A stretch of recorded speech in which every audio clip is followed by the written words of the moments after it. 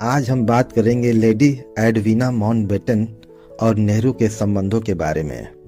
नमस्कार दोस्तों, आपका स्वागत है हमारे चैनल में। 14 अगस्त 1947 की आधी रात जब पंडित नेहरू यह भाषण दे रहे थे, तब उनके और भारत के आखिरी वायसराय की पत्नी एडवीना माउंटबेटन के दिलों के तार आपस में जुड़ चुके थे।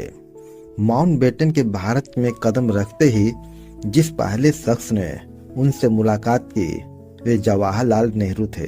इस पहली मुलाकात के वक्त एडवीना की उम्र 46 साल और जवाहरलाल नेहरू की उम्र 58 साल थी। दोनों की उम्र के बीच 12 साल का फर्क था।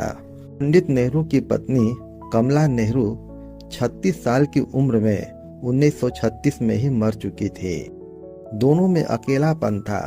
दोनों के बीच एक चिंगारी उठी और दोनों एक दूसरे के प्यार में डूब गए। ये सच था कि एडवीना और लॉर्ड माउंटबेटन दोनों का लव मैरिज हुआ था, लेकिन लव मैरिज में उस लव का पार्ट जो था वह पहले ही खत्म हो चुका था।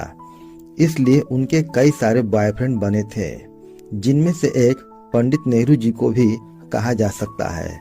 वैसे तो लॉर्ड वेविल के जमाने से ही नेहरू गवर्नमेंट हाउस के स्विमिंग पूल में तैरने जाते थे, लेकिन जब एडवीना माउंटबेटन भी इस स्विमिंग पूल में नेहरू के साथ तैरती हुई देखी गई, तब लोगों के बीच नेहरू और एडवीना माउंटबेटन के संबंधों की चर्चा होने लगी। कहा जाता है कि जब एडवीना माउंटबेटन की गार्डन पार्टी हुई, तब उसमें पार्टी में बहुत भीड़ थी।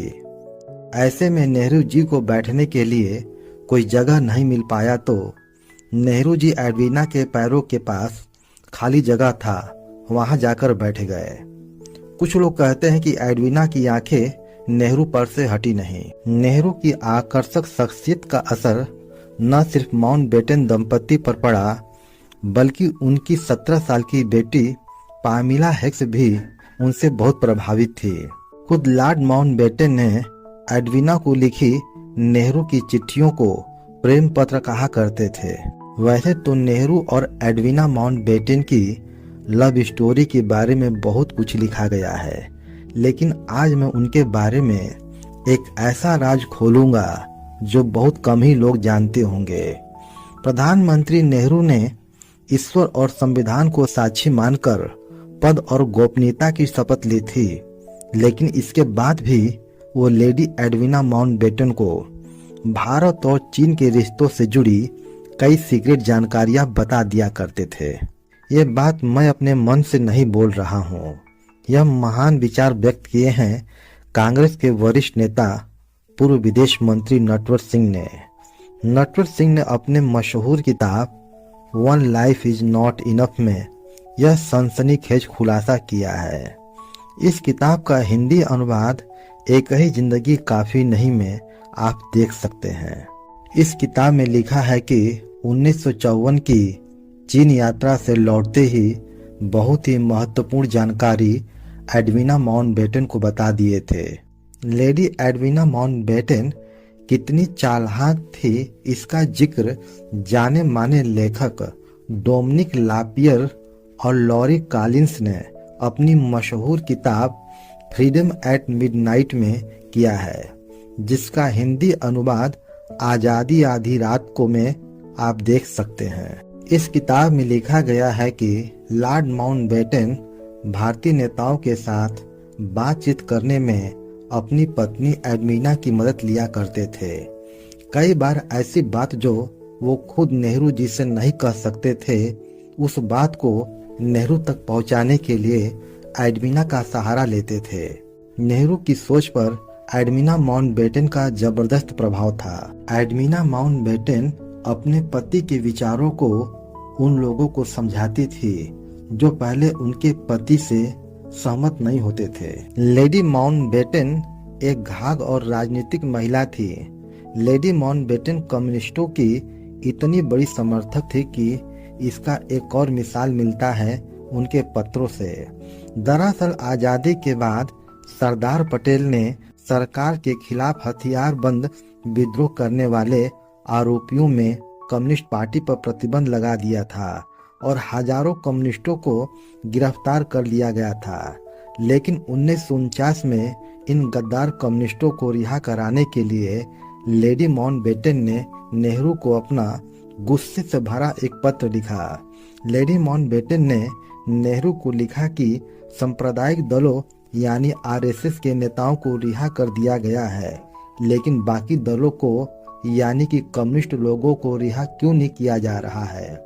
ध्यान दीजिए, लेडी माउंटबेटन का इशारा आरएसएस की ओर था। लेडी माउंटबेटन के पूरे चरित्र को समझने के बाद यह लगता है कि नेहरू ने अपनी चाइना पॉलिसी के राज इस महिला को बताकर इतनी बड़ी भूल की थी। इतना ही नहीं, एडवीना के साथ संबंधों की वजह से दुनिया भर में प्रधानमंत्री नेहरू की बहुत बदनामी भी हुई थी। इसकी मिसाल मिलती है नेहरू के प्रधानमंत्री बनने के बाद। इनकी पहली लंदन यात्रा में 1948 में जब नेहरू लंदन पहुंचे तो वरिष्ठ पत्रकार खुशवंत सिंह को नेहरू का पब्लिक रिलेशन ऑफिसर बनाया गया था। खुशवंत सिंह ने अपनी मशहूर आत्मकथा truth, love and a little malice में नेहरू के इस लंदन यात्रा के सनसनीखेज का वर्णन किया। किताब का हिंदी अनुवाद सच, प्यार और थोड़ी सी शरारत में किया गया है। इस किताब में खुशवंत सिंह ने बताया कि किस तरह से नेहरू जी लंदन एयरपोर्ट से सीधे आधी रात को लेडी माउंटबेटन के घर पहुंच गए थे और उनकी वहां तस्वीर खींच ली गई थी। खुशवंत सिंह ने अपनी किताब में लिखते हैं, द डेली हेराल्ड के फ्रंट पेज पर एक बड़ी तस्वीर छपी थी जिसमें नाइट ड्रेस में लेडी माउंटबेटन नेहरू के लिए दरवाजा खोल रही थी। इस तस्वीर की हेडलाइन थी, आधी रात का मेहमान। इस खबर में यह भी बताया गया था कि लॉर्ड माउंटबेटन उस समय लंदन में नहीं थे। हमारे प्रधानमंत्री के लेडी माउंटबेटन के साथ रिश्तों की चर्चा बहुत तेजी से फैलने लगी थी। द डेली हेराल्ड का फोटोग्राफर इसी मौके के ताक में था और वे दोनों को अशोभनीय स्थिति में तो नहीं, लेकिन कम से कम उसकी तैयारी करते हुए तो उसने पकड़ ही लिया था। उसे स्कूप मिल गया था। जब मैं वीके मेनन, जो लंदन में उस समय भारत के हाई कमिश्नर थे, उनके पास पहुंचा तो उन्होंने मुझे डांट कर बोला कि प्रधानमंत्री नेहरू तुमसे बहुत नाराज हैं। तब मैंने उन्हें अपनी सफाई देते हुए बताया कि मेरी इसमें कोई गलती नहीं है। मुझे यह कैसे पता चलता कि नेहरू होटल के बदले सीधे लेडी माउंटबेटन के घर चले जाएंगे। खुशवंत सिंह ने अपनी किताब में यह भी बताया कि इस घटना के बाद एक होटल में नेहरू और लेडी माउंटबेटन को ब्रिटिश प्रेस ने रंगे हाथ पकड़ लिया था, जिसके बाद बौखलाए नेहरू ने खुशवंत सिंह की जमकर क्लास लगाई थी। यदि आपको खुशवंत सिंह की बात पर विश्वास नहीं हो रहा है तो देश के एक और वरिष्ठ पत्रकार एमजे अकबर की किताब Nehru the making of India पढ़ना चाहिए। इस किताब में एमजे अकबर ने रूसी मोदी के हवाले से बहुत बड़ा खुलासा किया है। रूसी मोदी टाटा स्टील के चेयरमैन थे और रतन टाटा के बराबर ही टाटा ग्रुप में उन्हें सम्मान दिया जाता है। रूसी मोदी के पिता सर होमी मोदी 1949 से 1952 के बीच उत्तर प्रदेश के राज्यपाल हुआ करते थे। एक बार नेहरू जब लेडी माउंटबेटन के साथ नैनीताल आए तो वह राज्यपाल होमी मोदी के साथ ठहरे हुए थे।